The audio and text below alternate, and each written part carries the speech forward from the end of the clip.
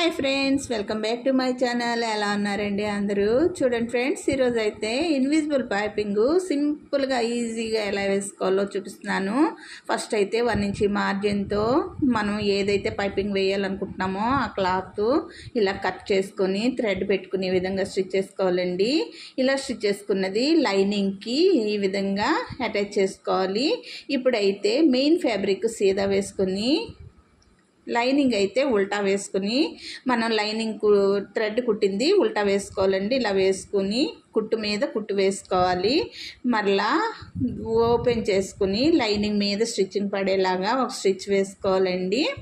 చూసారా, ఈ విధంగా వేసుకున్న తర్వాత ఇప్పుడు మరలా సీదా తిప్పుకొని చూడండి, థ్రెడ్ పక్కన పడే విధంగా మరలా టాప్ స్టిచ్ వేసుకోవాలి ఫ్రెండ్స్. చూసారా ఎంత సింపుల్గా నీట్గా ఎలా వచ్చిందో.